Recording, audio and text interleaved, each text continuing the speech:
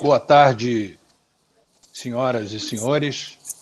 Eu sou o vice-almirante Rodrigo, vice-presidente executivo da Associação Brasileira das Indústrias de Materiais de Defesa e Segurança, a BINDE, e é com grande prazer que nós iniciamos mais um evento, né, dentre vários que já realizamos e vários que ainda vamos realizar. O nosso evento de hoje, ele vai seguir a seguinte sequência. Inicialmente, o escritório Ronda Teixeira Araújo Rocha e Advogados, por intermédio da doutora Alessandra de Mello, vai nos falar sobre os aspectos jurídicos dos processos de inexigibilidade e de dispensa do processo licitatório.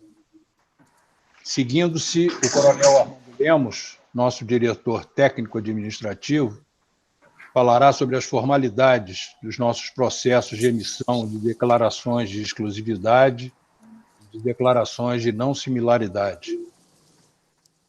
Em terceiro, o coronel Diógenes de Lima Neto vai nos brindar com uma abordagem sobre dispensa e inexigibilidade dentro do programa FX2 Gripen.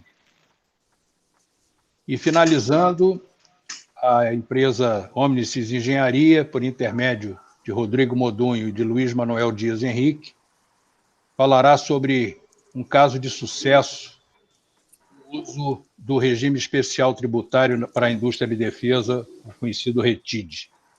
Cada apresentação levará cerca de 20 minutos.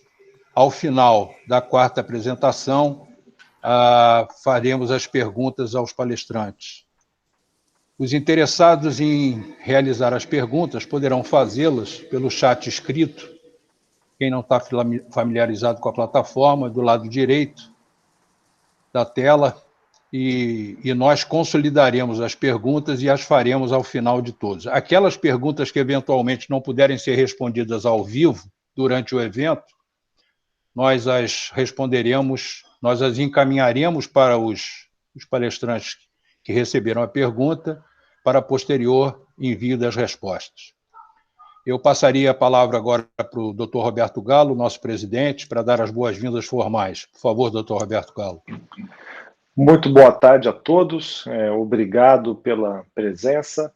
Obrigado à executiva por organizar mais este evento de interesse muito grande para as associadas. Não à toa houve quase 150 inscrições. Importante isso. Eu gostaria de iniciar aqui minhas poucas palavras dizendo que, acima de tudo, os processos que envolvem inexigibilidade e dispensa de licitação, quando feitos pelos motivos corretos, são bons para o Estado brasileiro e são bons para a empresa que foi escolhida neste processo. Essas hipóteses, inexigibilidade, que basicamente, pois os outros todos convidados poderão falar muito mais, se configura quando a concorrência é impossibilitada, e a dispensa de licitação, que no nosso caso específico aqui se configura quando a compra, quando a divulgação dos dados da compra, mera divulgação dos dados da compra, pode, é só hipótese, pode colocar em risco a segurança nacional, né? São processos importantes no setor de defesa.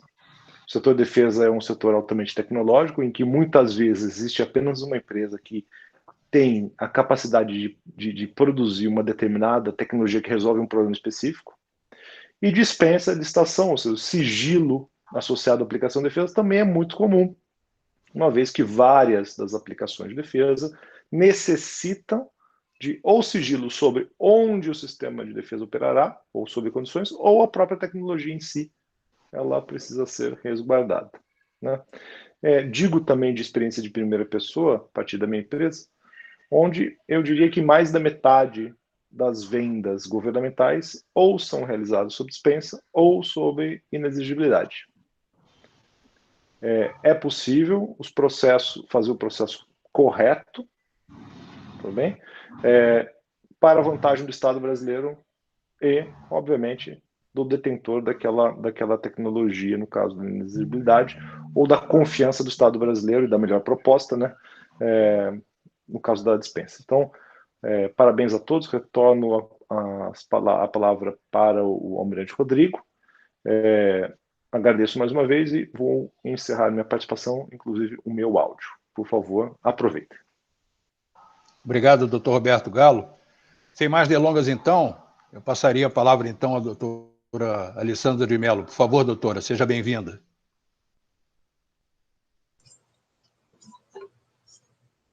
A senhora está com um probleminha no áudio, seu microfone.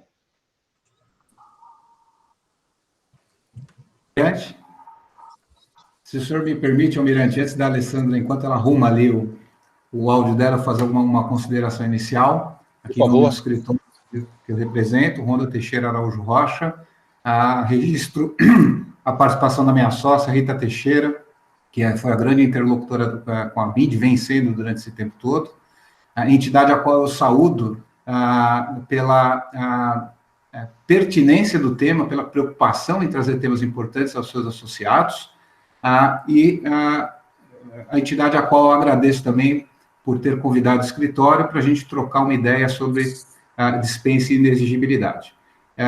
Eu agradeço também e saúdo todos os demais painelistas que virão na sequência, assim como todos os convidados. Eu não sei se hoje são telespectadores, ouvintes, porque essa nova forma, né? Mas todos os nossos amigos que estão aí assistindo. Registro, pelo que eu vi aqui na listagem de participantes, a presença da Rosa Schneider e do Marcos, que são da empresa Alunos, Tecnologia Aeroespacial, muito amigos nossos.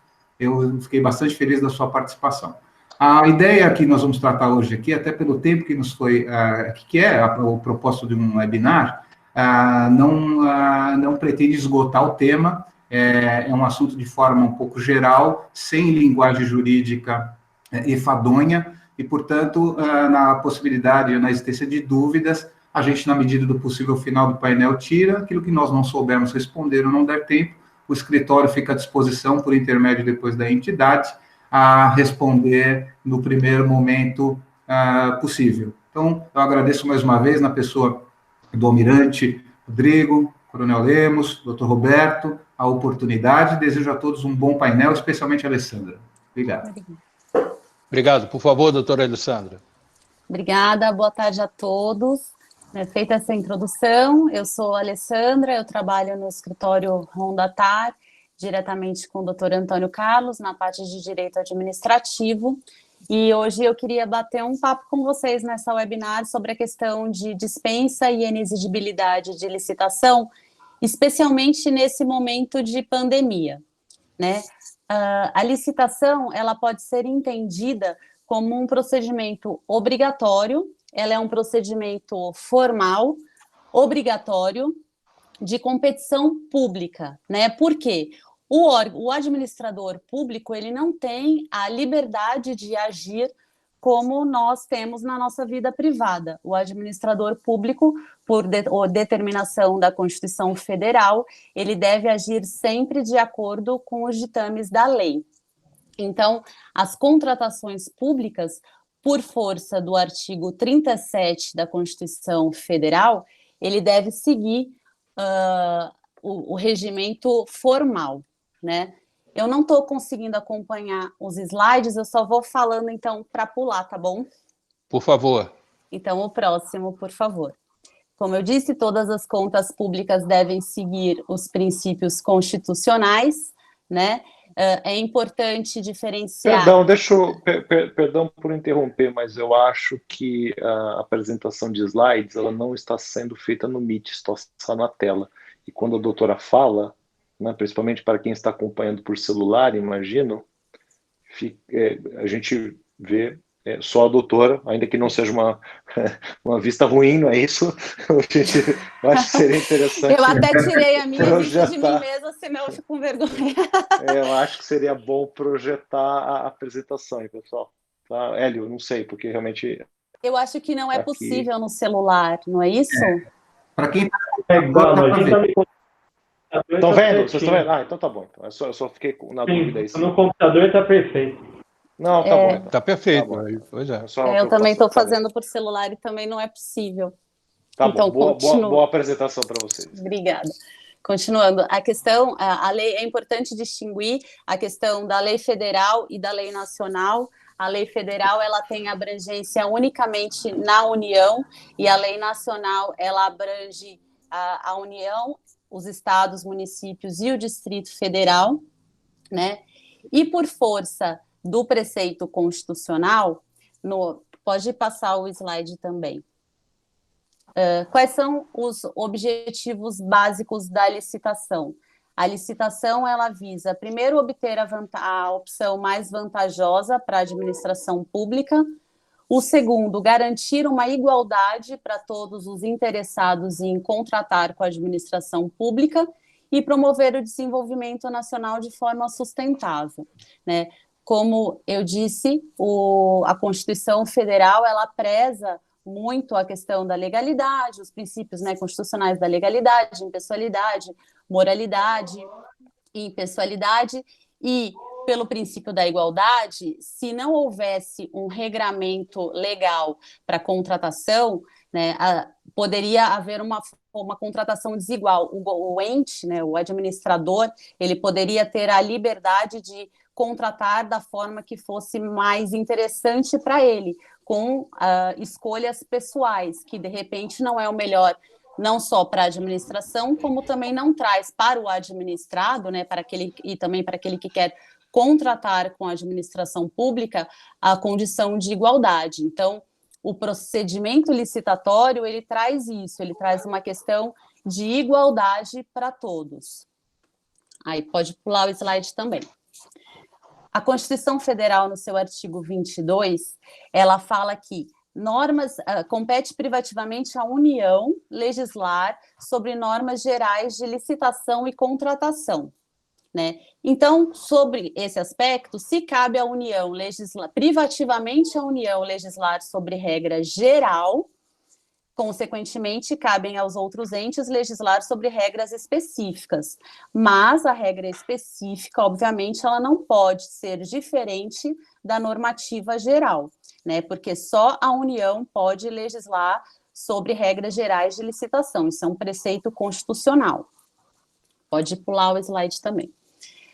O artigo 37, ele fala que a administração pública direta e indireta de qualquer dos poderes da União, do Distrito Federal e dos municípios, obedecerá aos princípios de legalidade, impessoalidade, moralidade e também o inciso 21 fala ressalvados os casos especificados na legislação. E aí, nesse item que a gente entra no nosso momento atual, ressalvados os casos especificados na legislação, as obras, serviços, compras e alienações serão contratados mediante processo de licitação pública. Ou seja, a regra geral é que, de fato, se tenha a licitação pública. Se houver algum caso de ressalva na legislação, não há necessidade de licitação. Aí, o próximo slide. Aí, em 1993, veio a Lei 8666, que dispõe sobre o Regramento Geral de Licitação.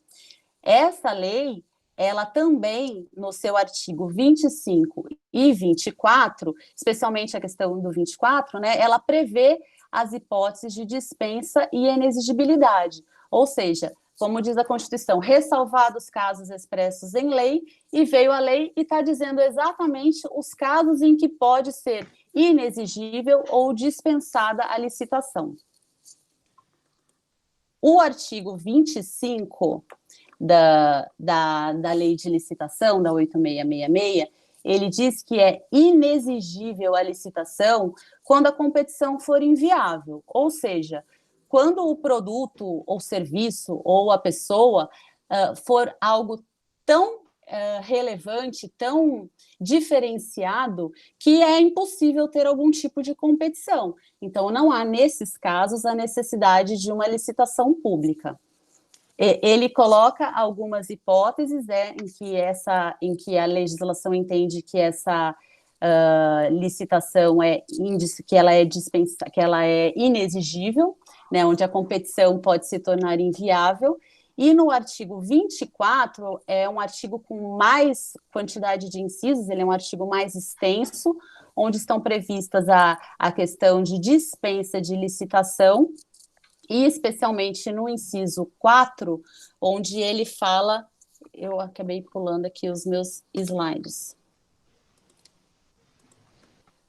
O inciso 4 que fala, nos casos de emergência ou de calamidade pública, quando caracterizada a urgência, ou seja, é dispensada a licitação nos casos de emergência ou calamidade pública, que é o que nós estamos vivendo neste momento.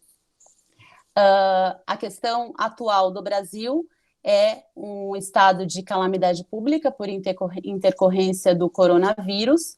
Em fevereiro foi publicada a Lei 13.979, né, onde previu, com essas medidas de enfrentamento de saúde pública por conta do coronavírus, e em maio foi editada uma medida provisória, a 961, que trata sobre as possibilidades flexibiliza as regras de dispensa de licitação por conta deste momento de estado de calamidade que o país está enfrentando, né? O estado de calamidade é um instrumento muito importante do direito administrativo. Quando ele é decretado, ele permite aos governantes uma série de liberalidades que num estado de situação normal não seria possível. Pode pular o slide também. É importante ressaltar que a questão de dispensa ou inexigibilidade, ela não exime da exigência da formalidade, da legalidade, né, do ato, mesmo nesses casos atuais de maior flexibilidade por conta do coronavírus. É importante colocar que o ato também ele deve ser registrado, formalizado, justificado, né? E todas as relações, todas as dispensas de licença que se baseiem nessa medida provisória, na 961, elas devem ter estrita correlação com as medidas de enfrentamento. Então, não pode o administrador público se beneficiar com este momento de pandemia para entender que ele pode livremente dispensar qualquer bem ou serviço sem a necessidade de seguir o regramento legal. Não é isso. A medida provisória, ela flexibiliza a questão da dispensa de licitação para bens ou serviços diretamente ligados à questão do enfrentamento a este momento de pandemia. Então, nesses casos específicos, tem o administrador, obviamente, uma maior celeridade para a contratação. O que poderia ser colocado neste momento? A contratação de insumos, de material, de hospitalar, de coisas relativas à saúde, mas não é só isso, né? Porque a lei, quando ela fala, a Lei 13.979, no seu artigo 1º, ela fala: esta lei dispõe sobre as medidas que poderão ser adotadas para enfrentamento da emergência de saúde pública de importância internacional decorrente do coronavírus. E o artigo 4, ele fala que fica dispensada a licitação para aquisição de bens, serviços e insumos de saúde destinados ao enfrentamento da emergência de saúde pública de importância internacional decorrente do coronavírus.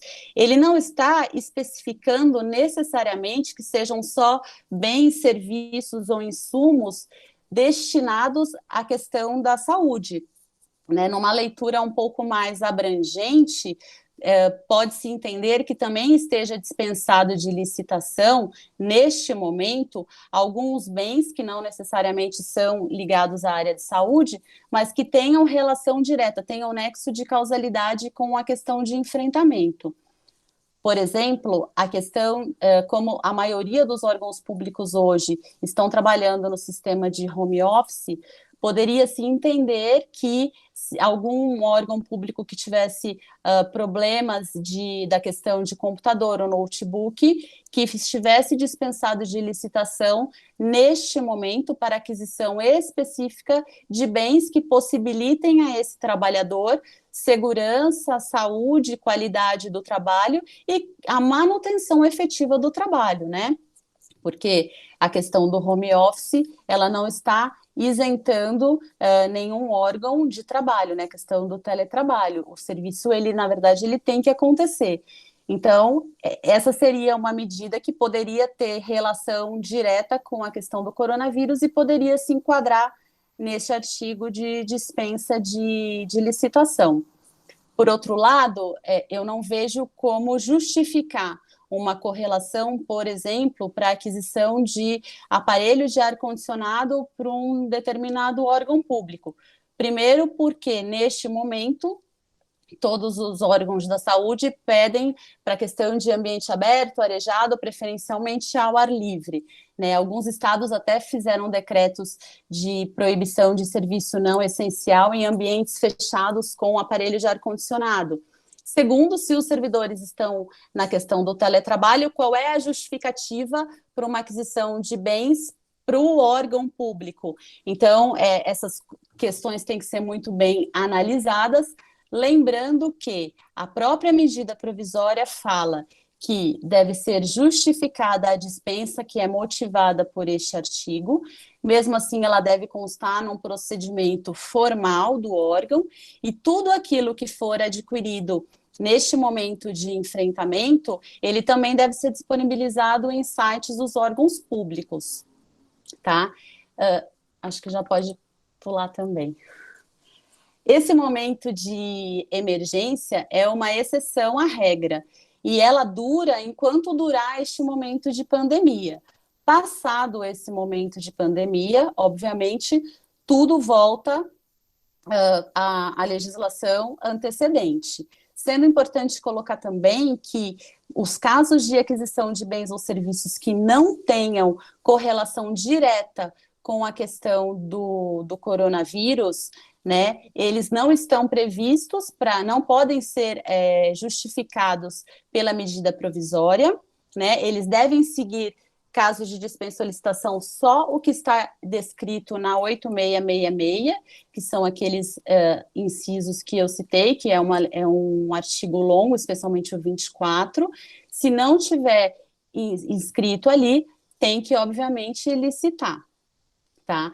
A medida provisória, ela também traz alguns benefícios, né? A questão de valores, de antecipação de recebimento, de postergação de pagamento, e ela também traz uma inovação, como, por exemplo, é possível que, neste momento, para aquisição de bens ou serviços que estejam correlacionados com a questão da pandemia, o administrador público pode contratar, inclusive, com um fornecedor que tenha alguma restrição ou que tenha sido punido, impedido de contratar com a administração pública.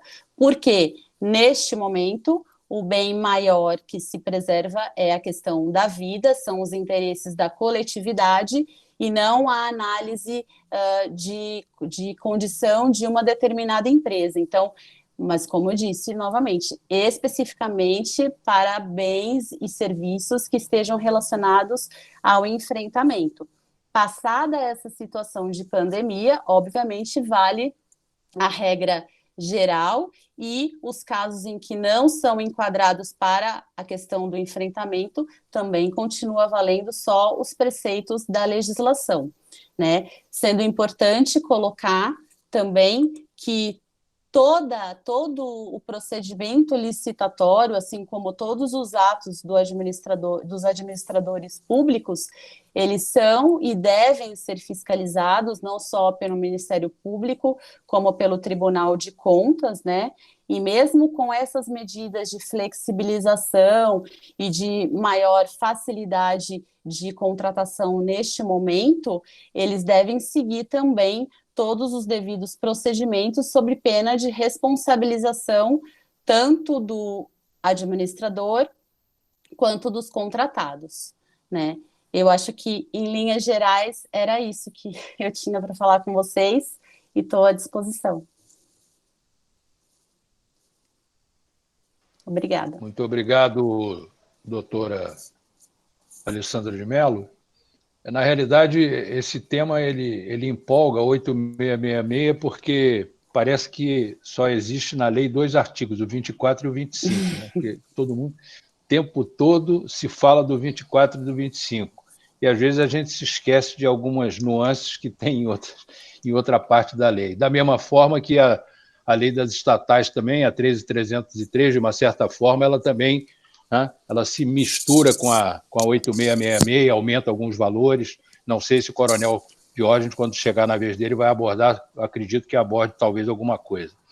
Mas agora, seguindo a nossa sequência, eu passaria a palavra para o coronel Armando Lemos, nosso diretor técnico, que vai falar sobre as formalidades dos nossos processos de emissão, das declarações de exclusividade e de não similaridade. Por favor, coronel. Bom, uma boa tarde a todos. É uma satisfação estar participando desse seminário e a gente poder trazer um pouco mais de conhecimento a todos os nossos associados e amigos. Bom, a ABIND, ela, como outras entidades, ela emite documentos atestando, declarando, né, quando constatada a exclusividade de algum produto, serviço ou de uma representação comercial, que nós vamos abordar em seguida, né? E para isso a gente tem um rito, né, uma norma que a gente segue. Essa norma ela está publicada em nossa página eletrônica, né, acessível a quem quiser, tá? Então vamos aqui ao conteúdo da apresentação.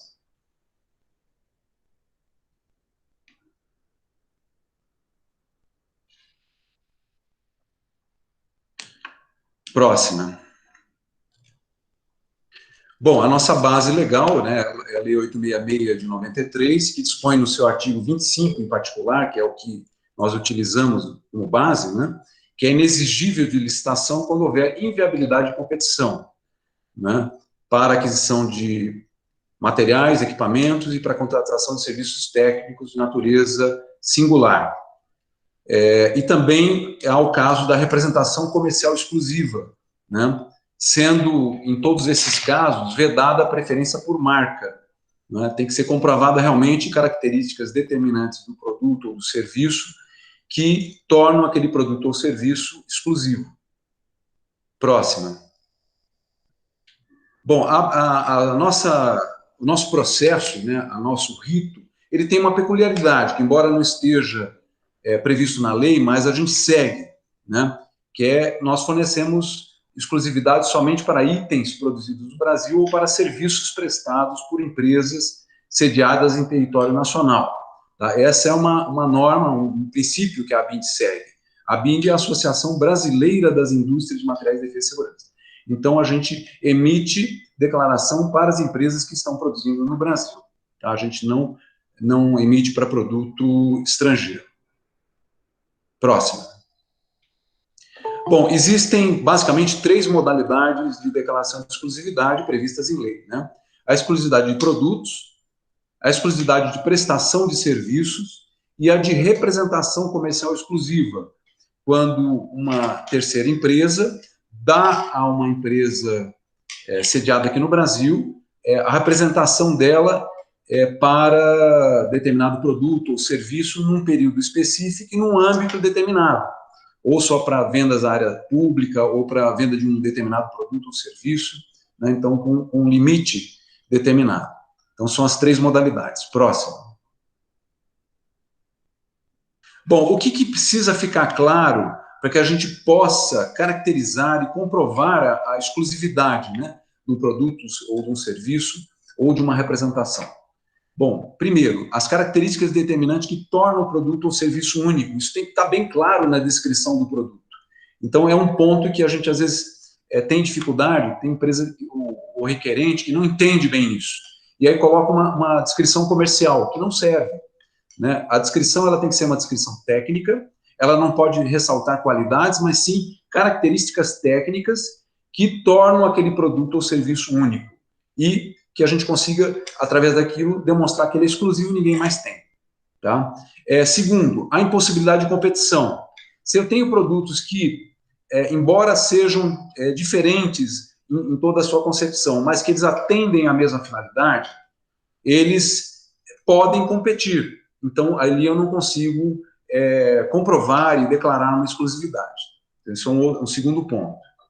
Um terceiro ponto, a não existência de similar que atenda a mesma finalidade operacional. Então, eu não posso, por exemplo, declarar exclusividade de veículo automotor. Tem o Corolla, tem o Honda, eles são diferentes nos seus projetos, mas eles atendem a mesma finalidade operacional. Então, não dá para declarar exclusividade, isso é um exemplo.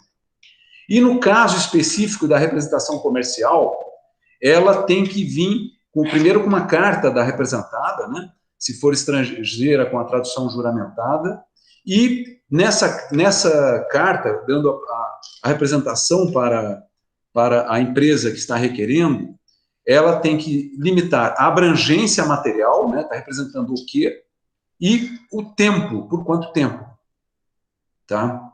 E em que âmbito, né? Se é no âmbito público, se é no âmbito geral, né? Então, normalmente essas cartas de representação a gente utiliza da matriz, né, que está sendo representada, e a gente simplesmente ratifica aquilo que está sendo dito, né, dentro, lógico, do que pode ser afirmado e confirmado.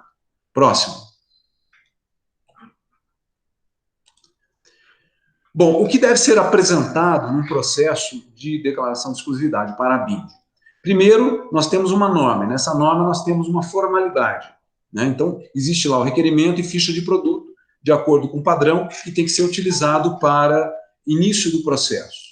Tá? Então, primeiro, os documentos que têm que ser apresentados são o requerimento, segundo a nossa norma, né? Então, naquele mesmo padrão, e declarando daquela forma, né? A empresa também, ela declara e se responsabiliza pelo que ela está declarando, tem o nível de responsabilidade da empresa, e a ficha de produto ou serviço, em que a empresa vai fazer uma descrição técnica daquele produto ou serviço, e que vai ser utilizada essa descrição, esse texto, para a fase do processo que a gente chama de publicidade. Né? Além da análise técnica, toda a pesquisa que a gente faz, a gente dá publicidade para que outros possam se manifestar. E para que outros possam se manifestar, essa descrição tem que estar clara. Ela tem que ser sintética, curta, mas ela tem que colocar as principais características do produto ou serviço que tornam ele exclusivo. Isso não pode ficar dúvida. Tá?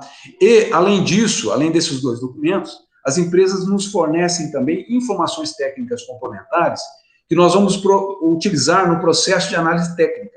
Essas informações técnicas complementares, a gente assume um compromisso de confidencialidade com a empresa que está nos fornecendo. Por quê? Porque nós somos uma associação de empresas e existem empresas concorrentes. Então, a gente não pode deixar que uma informação de uma empresa seja franqueada para outra empresa que é concorrente. Né? Então, a gente assume um nível, aliás, assume um compromisso de confidencialidade no trato das demais informações técnicas, que não podem ser públicas, tá? De forma que nos permitam fazer uma análise aprofundada, mas que também preservem a inteligência comercial, a inteligência industrial daquela empresa requisitante. Tá?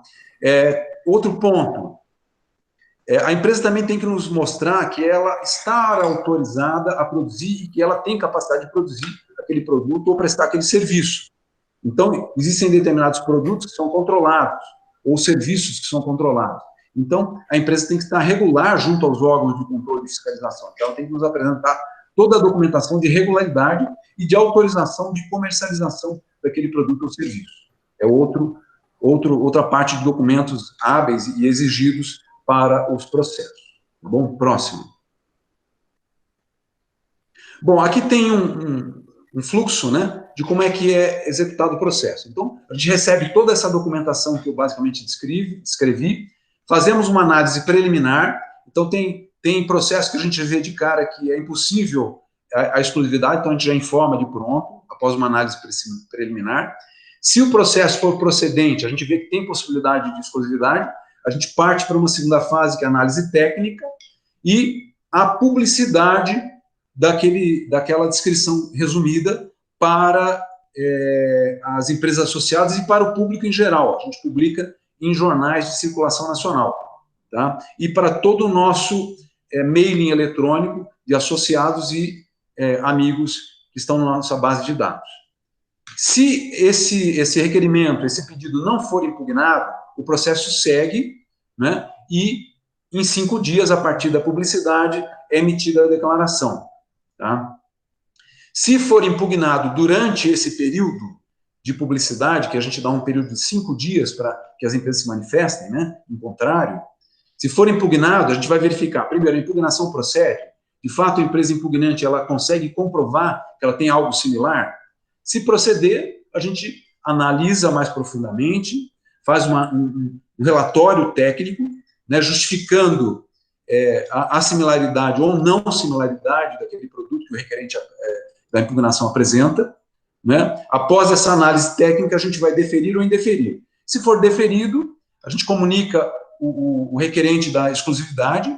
Né? Se ele quiser recorrer, ainda um estágio que ele pode recorrer, ele pode, inclusive, solicitar uma perícia externa, tem que ser contratada e paga à expensa do requerente ou do interessado, e essa perícia externa, por órgão reconhecido ou profissional de reconhecimento público, ela vai ser novamente apresentada e vai ser feita uma reanálise, tá? E submetido ao conselho da BIND para aprovação ou não. Muito bem, deferido, a gente passa a emitir a declaração, né? Informa as partes e emite a declaração. Se for indeferido, se for não procedente a impugnação, a gente informa o impugnante e informa por que é improcedente. Se for já no rito, a gente já informa lá no início. Se for pela não similaridade concluída após uma análise técnica, a gente também faz um relatório técnico e informa. E, após informadas as partes e concluído, não tendo um prosseguimento, a gente emite a declaração. Se a impugnação ela vier após a emissão da declaração, a gente faz o mesmo rito de análise. Se for procedente, a gente simplesmente caça aquela declaração emitida e cancela ela, e informa na nossa publicação na página e ao requerente. Tá? Então, a qualquer momento, após a emissão, a declaração pode ser cancelada, uma vez comprovado que surgiu um produto ou serviço similar. Pode ocorrer, né? De repente, aquela empresa ainda não estava autorizada a fabricar, no meio do processo ela consegue todas as licenças e lança um produto similar. E aí, comprovado, a gente passa a cancelar aquela declaração. Tá? Então, isso aqui é um resumo do processo. Próximo.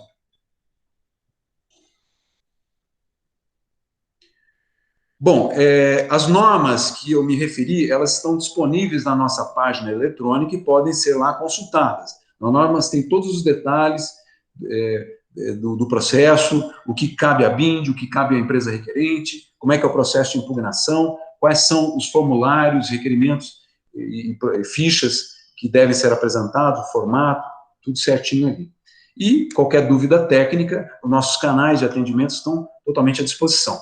Tá? Então, basicamente, é essa a minha apresentação e fico à disposição para as perguntas, caso hajam, no final aí do ciclo de palestras. Tá bom? Muito obrigado a todos e um bom prosseguimento. Próxima página com os contatos. Obrigado, Coronel Lemos. Eu aproveito a oportunidade para dizer que aqueles que estejam nos acompanhando por celular, se colocarem o aparelho na posição horizontal, dá para visualizar as apresentações que estão sendo feitas.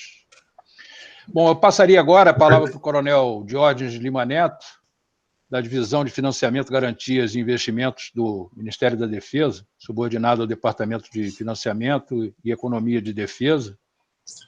Por favor, Coronel. Perfeito, Almirante, muitíssimo obrigado. Boa tarde a todos, espero que todos estejam me ouvindo. Antes, eu gostaria realmente de agradecer o generoso convite da BIND, na pessoa do presidente Galo, na moderação do Almirante Rodrigo e também na paciência eterna do meu amigo Lemos.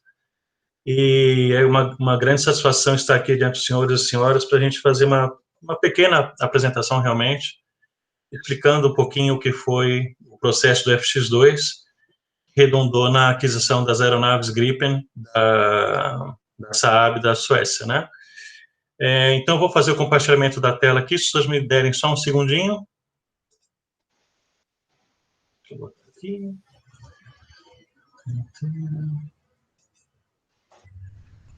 Perfeito.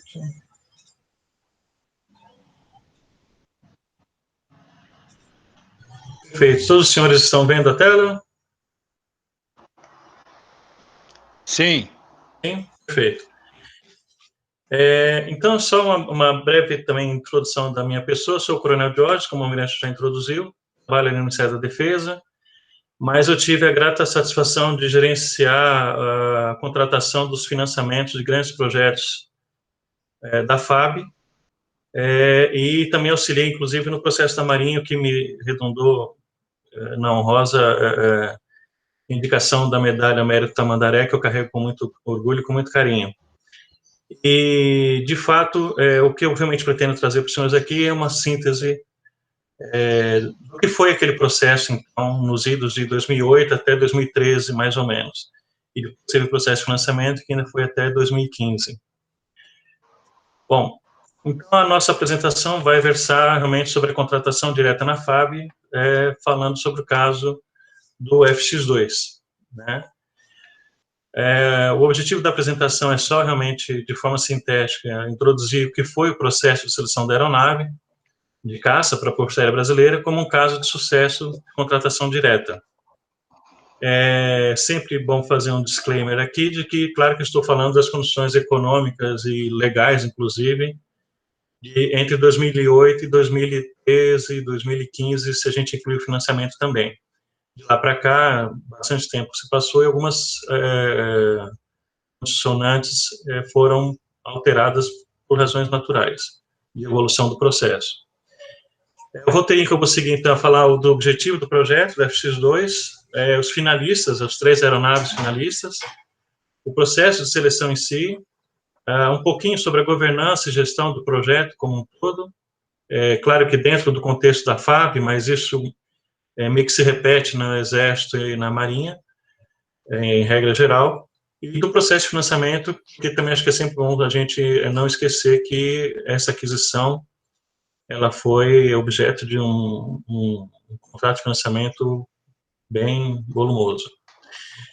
Então, o objetivo daquele projeto era e foi selecionar uma aeronave que a gente chama de multi-emprego, ou seja, para atuar como aeronave de ataque, de defesa, interceptação e assim por diante, substituir pelo menos 3 aeronaves, né, que nós tínhamos, uma delas ainda é remanescente, e foram os Mirage, já foram recolhidos, F5, o A1, e a fim, claro que com isso a gente padronizasse a frota, reduzisse o custo de logística e, ao mesmo tempo, garantisse a soberania nacional por meio de uma aeronave mais moderna.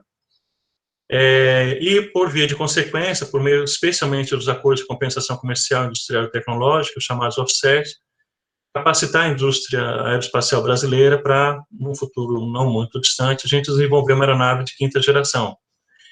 Isso, inclusive, eu até destaquei aqui a END, Estratégia Nacional de Defesa, porque isso está explícito lá na nossa Estratégia Nacional de Defesa, na parte que concerne a Força Aérea Brasileira. Lembrando que as 3 finalistas foram oriundas dos Estados Unidos, França e Suécia. Os Estados Unidos vieram com uma proposta bastante interessante, promovida pela Boeing, em parceria com a Navy, né, com a Marinha Americana, relativamente ao F-18 Equifox, como a gente diz, né, o EUF, que é o Super Hornet, realmente uma belíssima aeronave. Outra bela aeronave que também estava no páreo era o Rafale, de origem francesa. Nós tínhamos ali um consórcio com a Dassault, a Snecma e a Thales. E, por último, mas não menos importante, que acabou sendo a vencedora, que foi a da Saab AB, com o Gripen NG de nova geração, New Generation, se preferirem, que é uma versão muito mais modernizada em relação às versões correntes. E eu digo isso porque foi noticiado à época que o Brasil estaria comprando aeronaves usadas ou antigas, o que não era verdade. Era só o modelo que era original mas, na verdade, a versão adquirida é infinitamente superior. E, por fim, realmente acabou que, de acordo com os critérios que foram elencados desde o início do processo, a aeronave da Saab acabou ganhando realmente essa licitação. Eu reduzi bastante aqui o objeto do contrato, porque tem detalhes técnicos que não são pertinência de se botar uma apresentação em público, mas, em linhas gerais, os itens a serem fornecidos foram esses, que estão aí em tela. 36 aeronaves, sendo 8 bimotores e 28 motores, não, desculpa, 8 biplaces, né, 2 lugares, e 28 com um lugar só. Aeronaves com instrumentação de voo, para pensar em voo, 2 simuladores de nível 7, ou seja, realmente simuladores de alto nível, suporte logístico inicial de 5 anos, 10 estações de planejamento e debriefing, planejamento da missão, e depois o debriefing para ver como foi a missão, você acoplar todos os equipamentos e já fazer um debriefing automático, e armamentos oriundos dos Estados Unidos. Então, em linhas gerais, foi esse o objeto do contrato. Aqui a gente abre uma linha paralela à nossa apresentação para entender por que o ciclo seguiu o caminho que a gente vai apresentar na sequência. Dentro do Comando Aeronáutico, a gente tem vários documentos normativos de vários tipos. Um desses tipos nós chamamos de diretrizes, e uma dessas diretrizes é a de número 400-6, que trata do ciclo de vida de sistemas e materiais da aeronáutica. E é um documento, essa DCA, né, 400-6, já bastante utilizada há bastante tempo, certamente quase 2 décadas, pelo menos. Estão definidas ali várias fases, né, de um processo, eventual compra ou desenvolvimento ou produção de um sistema ou material de defesa da aeronáutica. Passa por pelo menos 9 fases distintas, desde concepção, viabilidade, definição do objeto, eventualmente se ela for desenvolvida, uma parte de P&D, a parte de aquisição, onde eu até destaquei ali em vermelho a parte da contratação direta. Depois você tem implantação, utilização, revitalização e desativação. Na verdade, você pega todo o ciclo de vida. E eu queria destacar alguns pontos aqui, porque fazem eco à lei de licitações. A parte de concepção, por exemplo, nós temos 2 documentos fundamentais, sem os quais nada começa em termos de sistemas e materiais aeronáuticos, especialmente de altos valores, como é o caso da aeronave Gripen. Você tem a parte de necessidades operacionais, a parte de requisitos operacionais, que a gente chama de NOP e ROP, onde você realmente delineia primeiro a necessidade e depois os requisitos do item, bens ou serviços que vão cumprir ou atender aquela necessidade. Então, ali é onde tudo começa. Depois você tem um estudo de viabilidade, que é mais ou menos comum, quem está habituado com o PMI vai entender, onde você tem também a parte do RFI, que seria a chamada por informações, né? Então, é um primeiro grande momento onde está começando o processo. Outra etapa importante é o RTLI, que são os requisitos técnicos, logísticos, industriais. É um documento bastante pesado, de ordem interna nossa, onde, como o nome diz, todos esses requisitos, aspectos são definidos, e não só no sentido de você adquirir, mas depois você manter ele ao longo do ciclo de vida. Daí a importância do aspecto logístico, por exemplo. A parte de P&D, se ele for realmente desenvolvido, mas tem um item interessante ali, que é a diretriz de implantação, que depois vai influenciar no item 6. A aquisição, como eu falei, a contratação direta, que foi o caso, e vem os demais ali, até a eventual desativação. Lembrando que a desativação de um item, especialmente de uma aeronave de caça, ela não é trivial, não é você desativar uma máquina de lavar, né? Se você for desativar uma aeronave de caça, você tem uma série de condicionantes que vão desde, eventualmente, se tivesse algum material de caráter reservado, que não pode ser repassado a terceiros, aí tem cláusulas de usuário final, de end user, às vezes tem questões geopolíticas, o determinado país que te vendeu não permite que você venda a um outro país, então tem uma série de condicionantes que você não encontra como você tem inicialmente, em máquina de lavar, por exemplo, se você for desfazer de máquina de lavar. O ciclo de vida ainda da 400-6, então, ele abrange todos esses documentos, NOP, né, necessidade operacional, requisitos operacionais, pedidos de informações, estudo de viabilidade, os requisitos técnicos, logísticos e industriais, e aí você começa a entrar no que seria o processo de licitação mais comum, que é o pedido de ofertas, né? E é claro que aqui eu estou me referindo muito a uma licitação, uma contratação internacional, então, ela tem alguns aspectos que são bem diferentes. A RFP é um caso, você dificilmente vai fazer uma RFP, né, um pedido de ofertas para uma licitação no âmbito do país, mas certamente você vai fazer uma RFP se você quiser que licitantes internacionais participem do processo. E se você tem o processo de seleção, ou seja, você recebeu as ofertas, você vai ter que selecionar dentre aquelas ofertas, e a partir dos critérios definidos lá atrás, os requisitos operacionais e outros documentos congêneres, se, como, em que nível aquela proposta atende, e a gente vai detalhar esse processo daqui a pouquinho, e depois você tem a contratação comercial. A 400-6, esse documento da diretriz comum da aeronáutica, ela não entra no mérito do financiamento, tá? Mas eu fiz questão de, mais à frente, citar o financiamento, porque, evidentemente, quando você fala de uma licitação internacional, que você vai comprar bens e serviços da ordem de 4, 5, 6 bilhões de dólares, dificilmente você vai pagar à vista, você vai pagar financiado, provavelmente. Então, tem um processo de financiamento que corre em paralelo, praticamente, e que, em algum momento, tem que se acoplar à contratação comercial, tá? Então, detalhando o processo de licitação, de seleção, perdão, que estava ali no slide anterior. Você recebe as ofertas, aí tem uma série de procedimentos que são feitos, avaliação de riscos. É claro que você não faz isso isoladamente. Eu participei do grupo de trabalho do FX2, não só no financiamento, mas antes também no contrato comercial, e nós éramos pelo menos 50 e poucos profissionais de diversas disciplinas ali, atuando e avaliando tudo isso que eu estou colocando aqui, né? A parte de riscos, requisitos, custos, a parte do offset. Aí fez-se um relatório preliminar, foram feitas clarificações, ou seja, você diz esclarecimentos para os fornecedores, para você entender o que exatamente ele estava colocando ali. Foram feitas visitas técnicas aos 3 países, diversas, quase infinitas reuniões face-to-face, né? Ou seja, vamos falar que eu estou falando só do inglês, né? Seria tete-a-tete ali, né? Também. Os nossos pilotos fizeram voos de avaliação, tá? E isso fechou e atualizou esse relatório preliminar.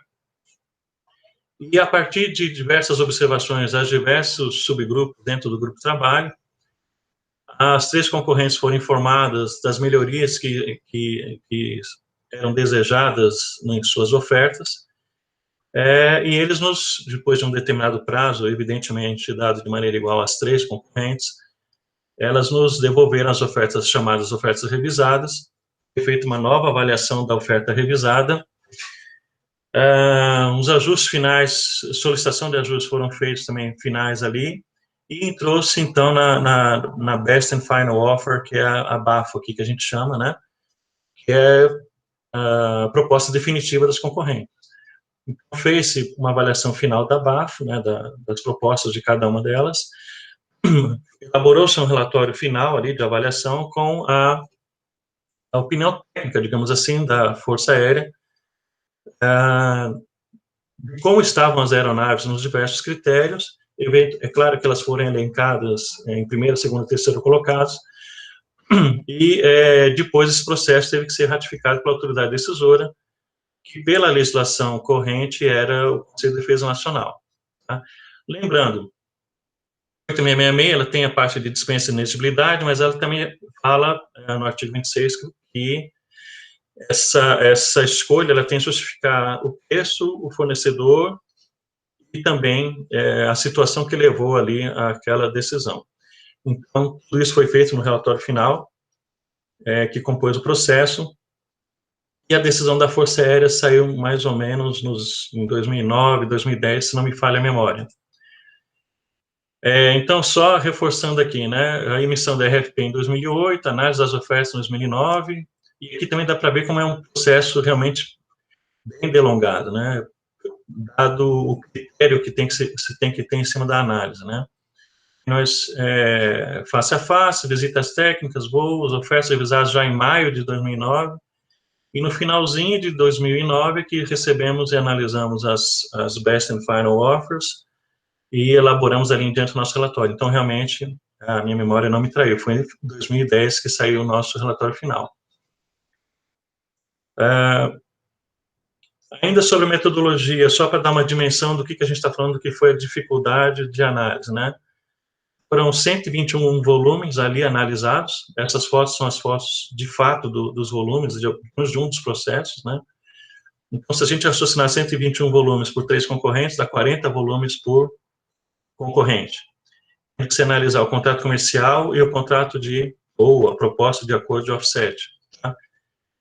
Mais de 26 mil páginas ali sendo analisadas e mais de 20 mil homens-hora ali sendo consumidos. Tá? Isso sem contar, evidentemente, o processo de financiamento que corria em paralelo. Em termos de governança e gestão, então nós tínhamos, algumas dessas unidades mudaram de nome, eu mantive o nome porque foi o nome das organizações originalmente responsáveis.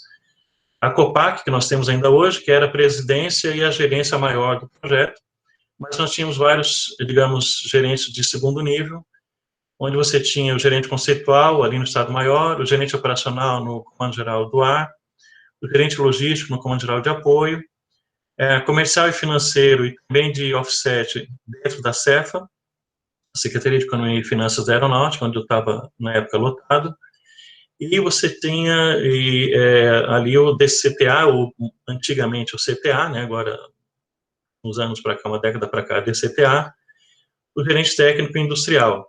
Então, cada um dentro da sua dimensão, cuidando da sua área de competência.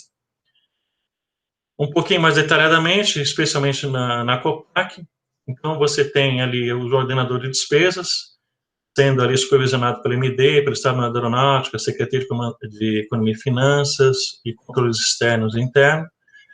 Diversos níveis de controles, então você tinha controle interno propriamente dito, dentro da própria COPAC, financeiro, a parte de contratos, coordenação industrial, a gerência do projeto do FX2, as suas respectivas, digamos, subgerências em cada grande comando, os fiscais de contrato, que ficavam e ficam aqui no Brasil, né?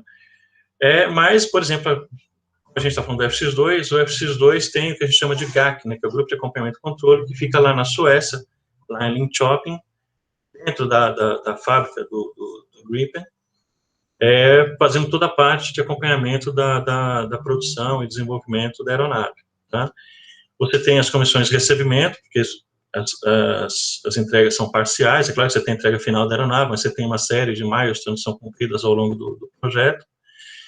E você tem o IFI, que é o Instituto de Fomento Industrial, do DCTA, ajudando ali pesadamente na parte da acordo de compensação e offset, tá? Então, os fiscais eles fiscalizam, como o nome diz, obviamente, todas as contratadas.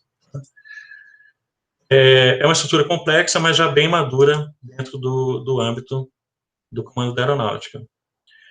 E aqui eu começo a fazer um link com a parte de financiamento. Então, como eu falei, você tem no que a gente chama de parte comercial, né, um todo. Você tem a parte de processos técnicos e operacionais e a fase de processo comercial. Os subprodutos ali que você tem são os requisitos técnicos, logísticos e industriais, e do processo comercial propriamente dito, você tem o contrato comercial, que é o contrato de importação, e, eventualmente, se bem que nesses casos, necessariamente, dado o volume financeiro envolvido, os acordos de compensação. A fase 3 é o processo de financiamento, que tem duas fases, interno e externo, não vou detalhar aqui, porque isso seria realmente bem massivo, mas tem um processo longo, interno e externo, um processo que demanda muito tempo, pode demorar até 2 anos sozinho o processo de obtenção de financiamento, mas por conta da burocracia interna brasileira, que é pesada, é explicada e justificada, mas é pesada até por isso, onde você tem o contrato de financiamento. Depois que você tem o contrato comercial de financiamento rodando, é que você tem o projeto totalmente efetivo. Vou fazer um exemplo didático aqui. Não adianta nada você ter o contrato comercial assinado, especialmente num projeto desse tamanho, se você não tiver o financiamento já também pronto para rodar. Porque o fornecedor estrangeiro não vai poder te entregar nada, porque você não vai poder pagar nada. Então, ele tem que aguardar o financiamento rodar. A estrutura típica, também, para a gente não dizer que não falou das flores. Você tem pelo menos 3 dimensões, uma estrutura típica de contratação direta internacional desse tamanho. Você tem a dimensão comercial, onde você tem o comprador e o fornecedor, ou buyer e supplier, para usar o linguajar né, típico da situação, e a dimensão financeira, onde você tem o tomador e o credor. Ou seja, você tem o tomador, lembrando, eu vou até fazer uma parte aqui, o comprador geralmente é, por exemplo, a Força Aérea por meio de uma das suas organizações. O fornecedor pode ser a SAAB, por exemplo, né? Mas quando você entra na dimensão financeira, o tomador não é, evidentemente, a Força Aérea, o tomador é o Brasil, a nação brasileira, ante um credor, nesse caso, um credor estrangeiro. Como o rating do Brasil é baixo, na época nem estava tão baixo, mas hoje é baixo, acaba que você necessariamente precisa de uma seguradora de crédito para baixar o custo da operação de crédito. O fato é que, no fim do dia, você acaba tendo diversos instrumentos contratuais, o contrato comercial, o acordo de compensação, o contrato de financiamento, as apólices de seguro, e lembrando que você não pode prescindir da dimensão orçamentária, seja no nível da dimensão comercial, seja no nível da dimensão financeira, você precisa do Orçamento Geral da União, do OGU, né, para poder pagar tudo isso. Tá? Então, é realmente um arranjo bastante complexo quando a gente fala de licitação, de contratação direta internacional, como foi o caso do Gripen.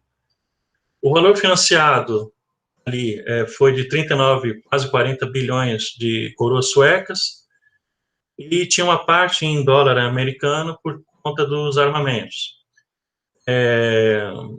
Você pegar o câmbio e somar tudo, vai dar algo em torno de 5,5, 5,6 bilhões de dólares. O contrato de financiamento, lembrando que eu estou falando de contrato de financiamento, período de desembolso de 12 anos, ou seja, 12 anos você pode mandar os agentes financeiros pagar as entregas que forem e serão feitas pela SAAB. O período de repagamento, que é o pagamento do principal da dívida, de 15 anos, em 30 parcelas semestrais. A taxa de juros foi a CIR, sendo que a CIR, ela é, como outras também, diferenciada por moeda, né? Então, você tinha uma CIR para a coroa sueca, que é o SEK, e uma para o dólar, tá?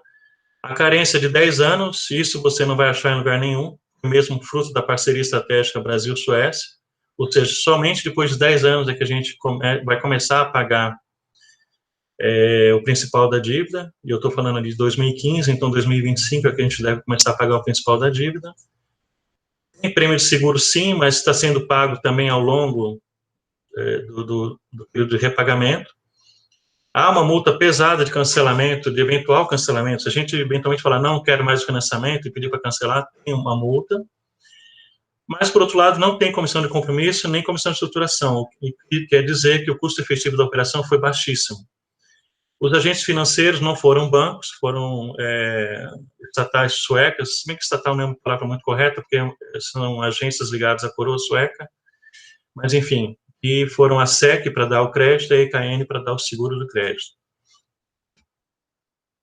Com isso, a nossa conclusão que eu queria realmente deixar para as senhoras e para os senhores é que o que se percebe aqui, o processo de aquisição direta em projetos de grande vulto é extremamente complexo e não tem como ser diferente. Há que se ter um esforço significativo em transparência, governança e qualidade profissional. Não tem como ser feito por amadores. O FX2 Gripen NG é um projeto repleto de êxito, até o presente momento, está tudo correndo muito bem, a despeito das diversas dificuldades, especialmente orçamentárias, e representa um marco, um divisor de águas, não só em termos de gestão, mas principalmente para o alcance dos objetivos estratégicos do nosso querido Brasil. Da minha parte, acho que era isso que eu teria para comentar com as senhoras e com os senhores. Agradeço novamente o honroso convite e sigo à disposição, Almirante. Obrigado, Coronel. Este método, processo do RFP, ele é muito, os organismos de controle não são muito simpáticos a ele. Eu percebi, eu vivi isso na Engeprom. Eu vivi isso na Engeprom por ocasião do início do processo das fragatas ligeiras classe Tamandaré, quando eu era diretor técnico comercial. Mas, explicando, eles acabaram aceitando e entendendo. Bom, passaria agora, então, para que os nossos amigos Rodrigo Modunho e Luiz Henrique nos falassem sobre o caso de sucesso no uso do RETID. Por favor. Obrigado.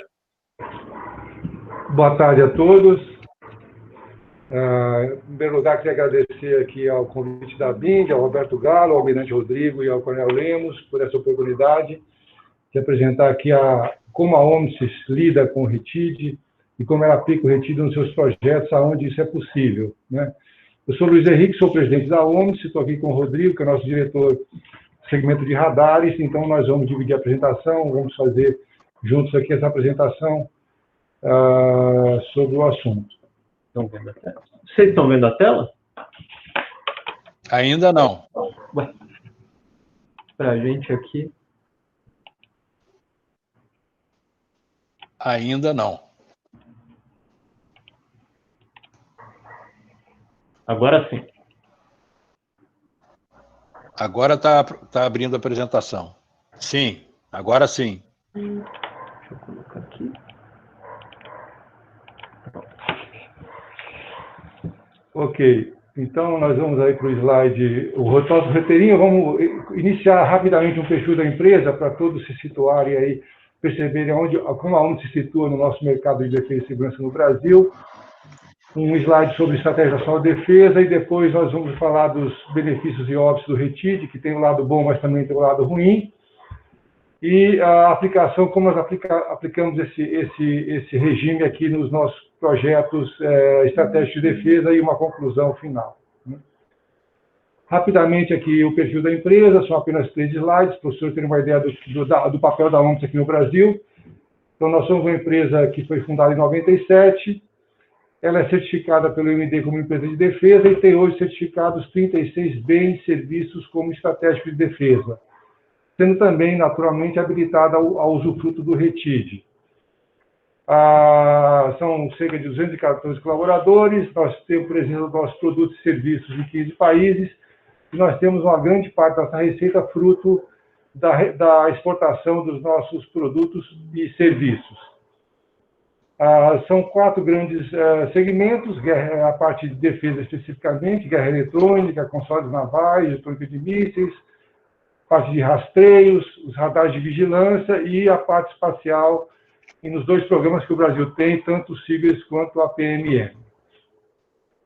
Para dar uma dimensão da nossa presença no Brasil, vamos falar assim rapidamente aqui, os radares de controle de tráfego aéreo de aproximação, os radares de rota e de defesa aérea, os radares secundários, os equipamentos dos centros de lançamento, radares, sistema de rastreio óptico, telemedida, sistema de monitoramento de espectro, as soluções para a Marinha Brasileira, o SICER, que é o radar autodiretor do míssil Mansup, o sistema de controle da Barroso, os MAG, que equipam vários navios da Marinha, as consoles navais dos submarinos, todas fabricadas por nós, e um projeto recente com o Exército, que é um sistema de rastreio transportável para mísseis.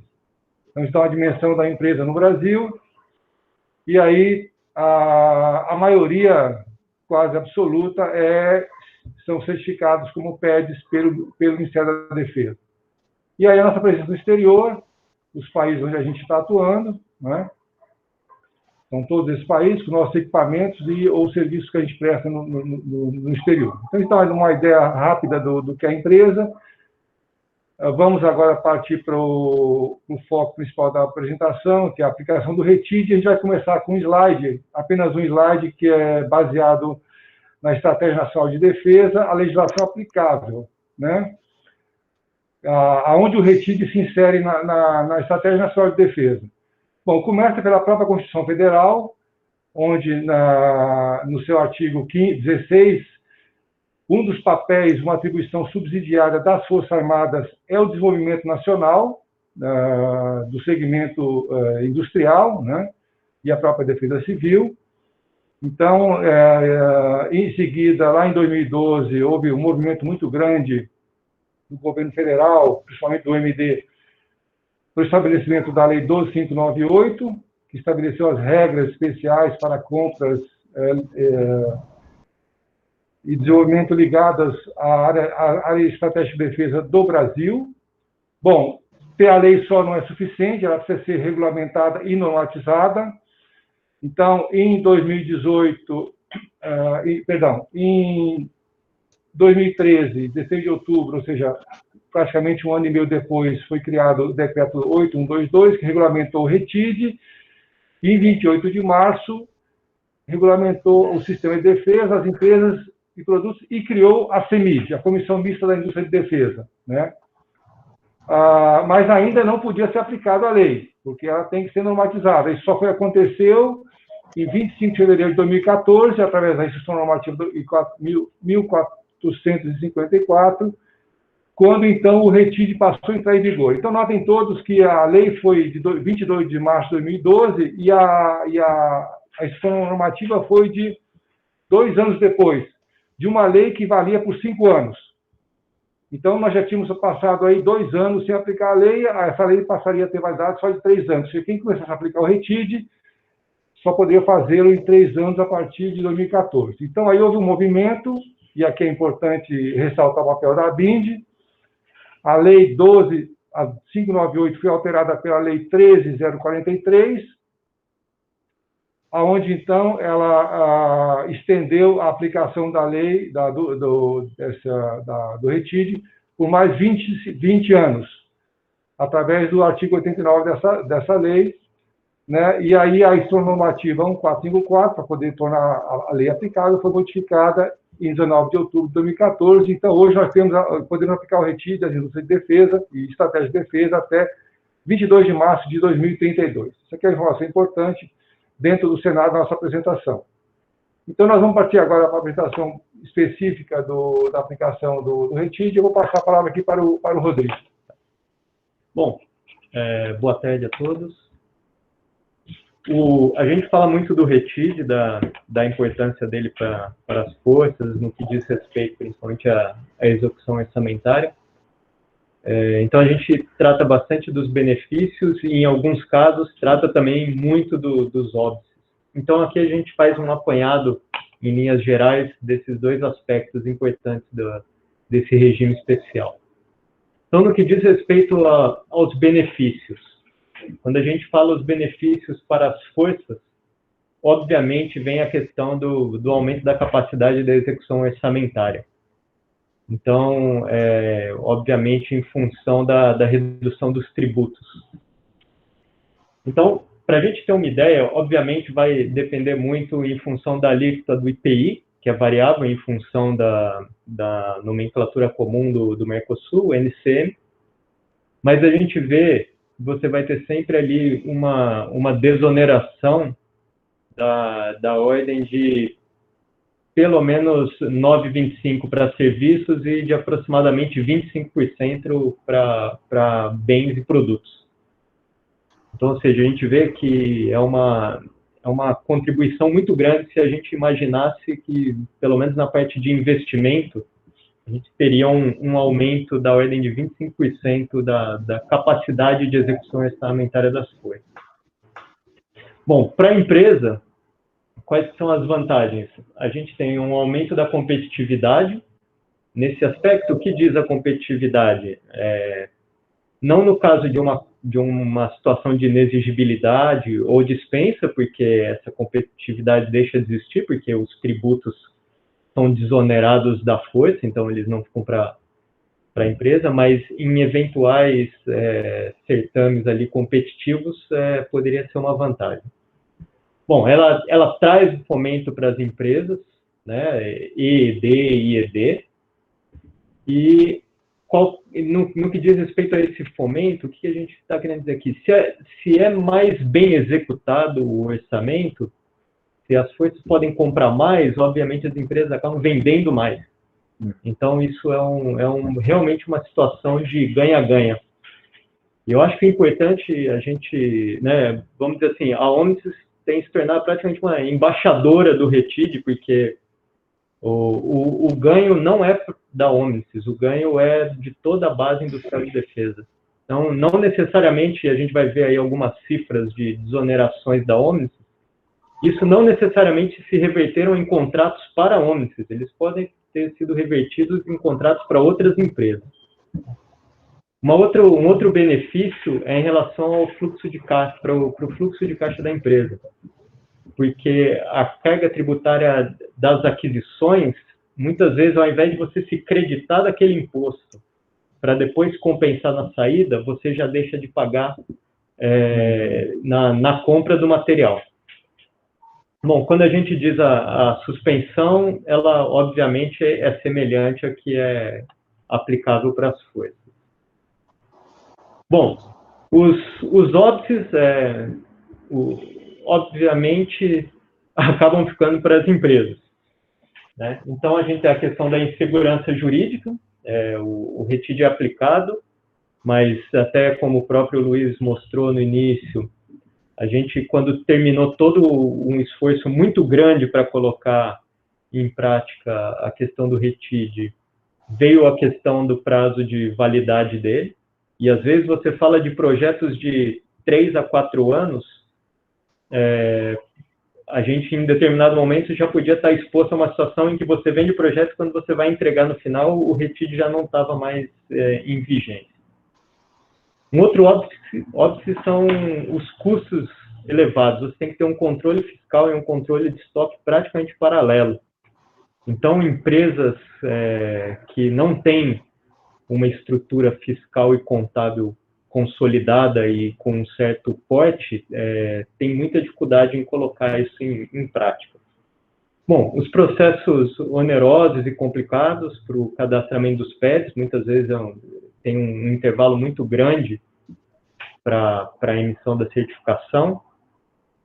Outro problema é a adesão pequena das empresas nacionais na cadeia. Então, muitas vezes a gente tem dificuldade de fazer a aquisição dentro de empresas brasileiras para aplicação do RETID, que poderiam trazer ainda mais competitividade e um ganho ainda maior. E um último óbice que a gente tem reforçado bastante é a necessidade da certificação de cada uma das partes integrantes de um produto estratégico de defesa. Então, a gente pode dar um exemplo aqui no caso do nosso principal produto, que é o radar de controle de tráfego aéreo. Uma vez que o radar seja certificado, cada uma das suas LRUs, né, dos seus partes que são usadas no todo o ciclo de vida da logística do produto, cada uma delas também precisam ser certificadas. Então, isso, às vezes, leva você, lógico, a uma situação em que você vai identificar ali, fazer aquele 80-20, você vai certificar aquelas peças que você vai ter o maior ganho, porque se você for certificar todos, fica praticamente inviável. Bom, passado os óbices, nós vamos falar de 2 casos aqui de sucesso da OMSIS na aplicação do RETID. O primeiro deles é com a Força Aérea. Então, são contratos com DSEA, são os radares de controle de tráfego aéreo e defesa aérea que o Luiz apresentou naquele mapa do Brasil, é o nosso principal produto. E, além disso, a gente tem um contrato de manutenção com o Parque de Materiais Eletrônicos do Rio de Janeiro. Então, em ambos os contratos, o RETID foi aplicado e, nesse caso, especificamente, até o momento, nesse contrato, já foi, representa uma economia de aproximadamente 32 milhões de reais. Então, como eu comentei no início, são 32 milhões que podem ser utilizados ou que deixaram de ser utilizados no orçamento das forças e que podem virar contratos para outras empresas. No caso do Exército Brasileiro,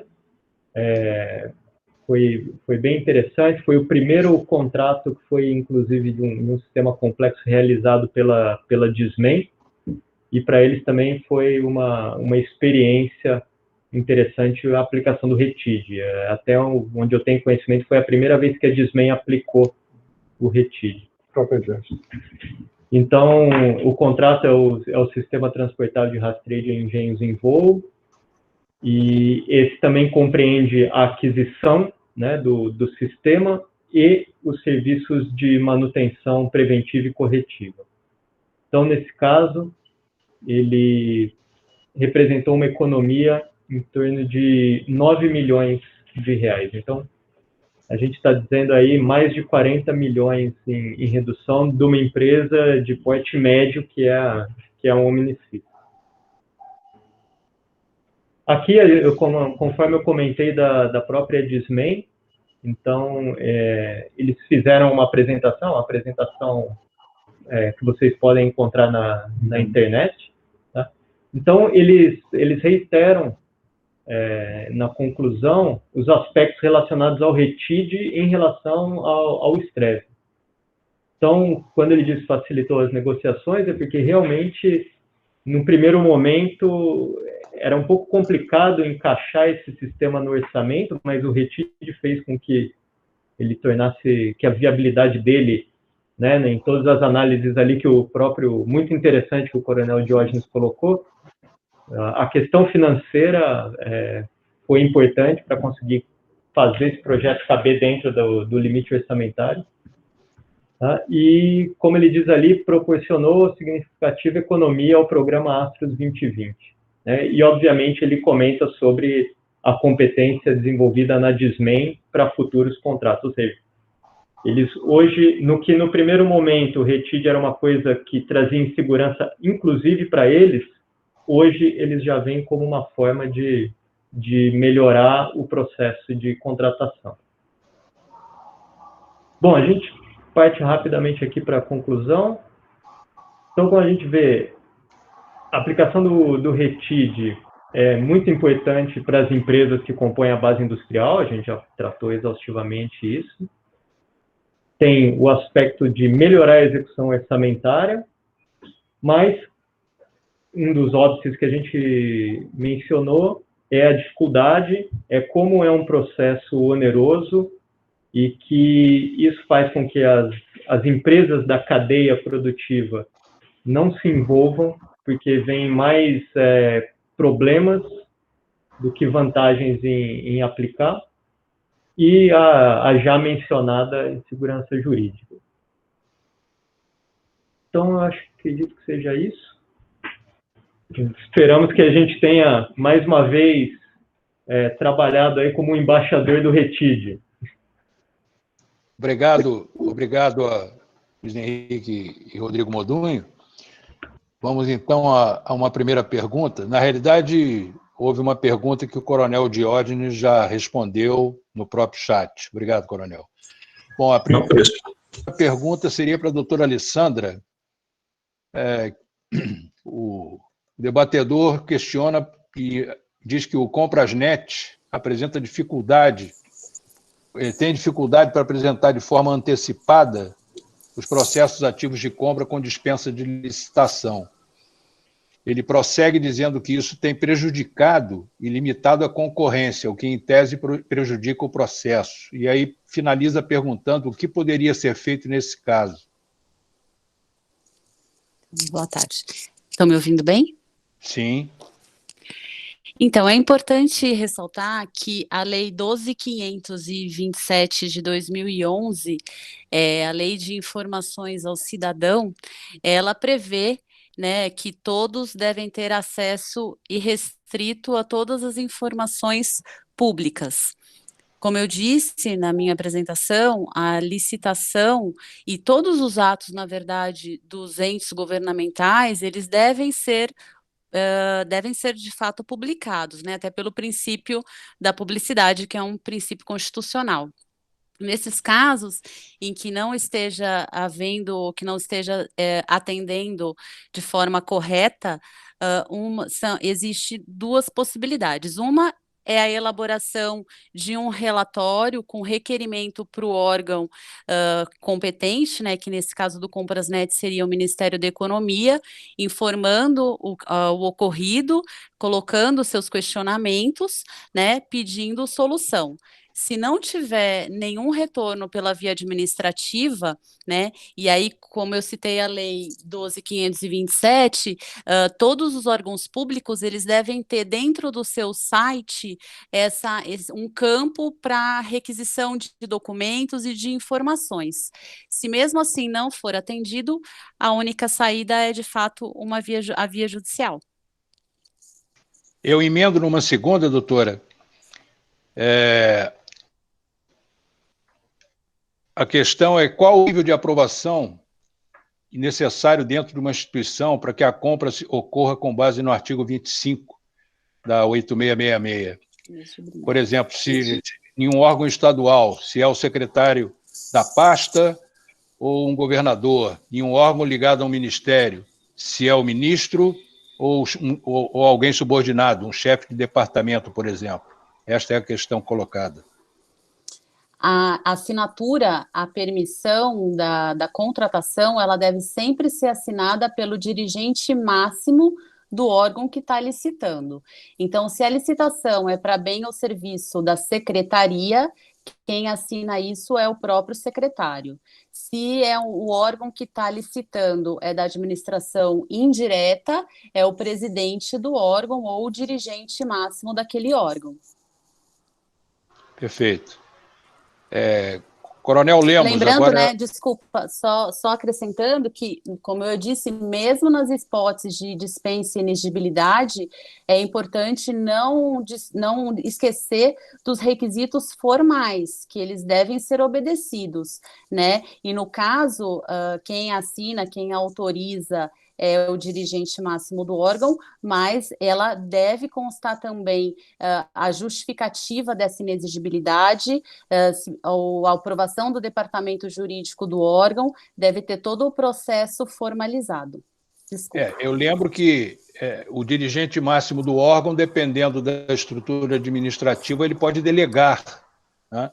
Pode sempre delegar. Se houver uma delegação formal dentro do órgão, o ordenador de despesas pode... Se tiver dentro a comissão de licitação, né? Normalmente os órgãos públicos têm as pessoas responsáveis dentro do órgão para a própria licitação. Aí sim, mas é que nesse caso ele está representando o dirigente máximo do órgão, né? Sim, muito obrigado.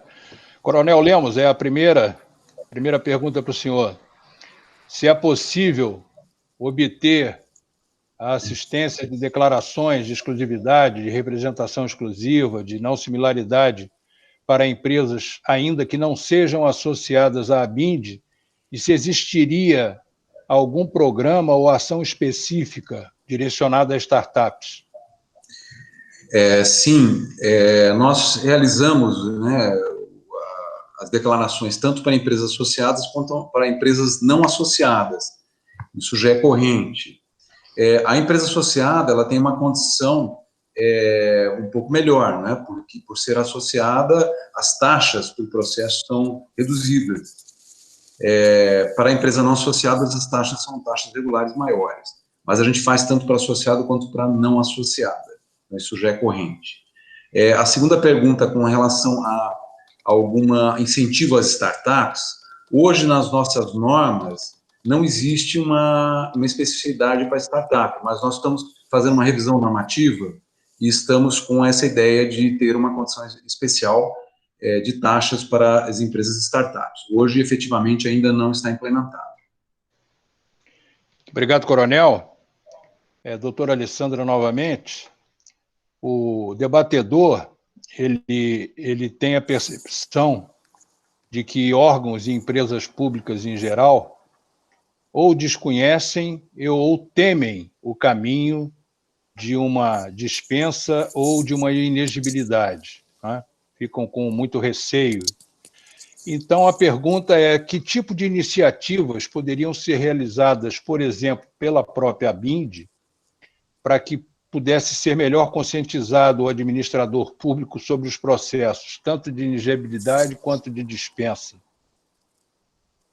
Na sua opinião, o que a ABIND poderia fazer no sentido de que esta percepção do debatedor de que há um receio do ordenador de despesa em partir para o artigo 24 ou 25 da 8666, que é sempre um risco. Ele considera, os menos corajosos acham sempre um risco. O que a BIND poderia fazer para que isso fosse, de alguma maneira, mitigado?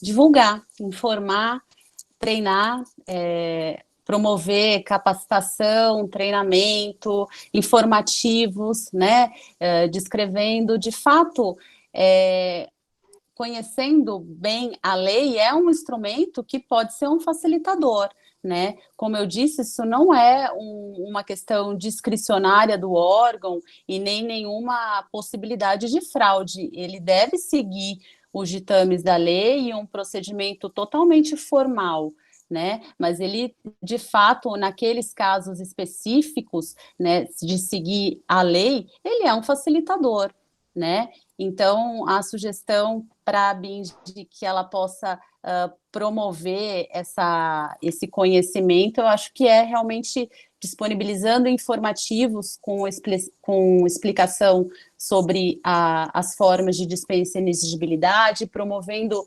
treinamentos, conversas e debates sobre o tema. Obrigado, doutora.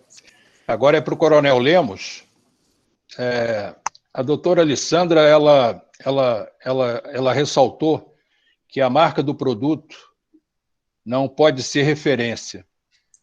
Entretanto, no caso de uma padronização de uma frota de aeronaves, muito utilizada no mercado de aviação, como poderia ser feita a inexigibilidade? Especificar o produto seria, na verdade, quase que um faz de conta. É possível, né? Às vezes o administrador ou quem faz o processo, ele fica um pouco receoso, mas a lei, ela permite, né? Justificando tecnicamente a questão de uma necessidade técnica de padronização, até para a questão de manutenção, padrão de utilização, às vezes já tem o equipamento, os acessórios e outros tipos de, por exemplo, comunicação rádio, já tem lá o padrão de comunicação de determinado tipo de equipamento. É possível, sim, fazer a aquisição, né, com dispensa, justificando tecnicamente essa necessidade de padronização, mas tem que ser muito bem justificada. A lei permite. Eu aproveito e emendo uma, Coronel. Um produto ou um serviço que já tenha registro de patente no NPI facilita a expedição das declarações? Ele faz um atalho com relação a algum processo ou não? A patente, ela não garante a exclusividade, né? Porque pode ser patenteado um determinado modelo, né, ou processo, mas tem um outro produto que não é exatamente aquele modelo ou processo, mas que atende a mesma finalidade.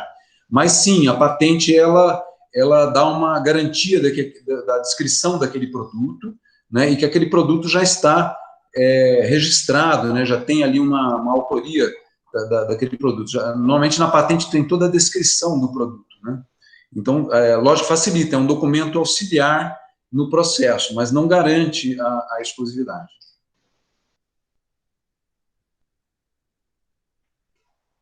Obrigado. Bom, eu acho que já chegamos ao final do nosso evento. Eu quero, mais uma vez, agradecer ao Escritório Honda, agradecer ao Coronel Lemos, agradecer ao Omnicis, na pessoa do Luiz Manuel Dias Henrique e de Rodrigo Modunho. Foi muito bom, foi 1h30, mais ou menos, mas eu acredito que a gente saia conhecendo um pouco mais das nuances da licitação e das inexigibilidades de licitação. Mais uma vez, obrigado a todos. Estejam atentos, porque mês que vem teremos mais lives, teremos mais webinars sobre assuntos diversos. Muito obrigado, fiquem todos bem. Boa noite. Boa noite, obrigado. Boa noite. Boa noite a todos. Boa noite. Boa noite, obrigado.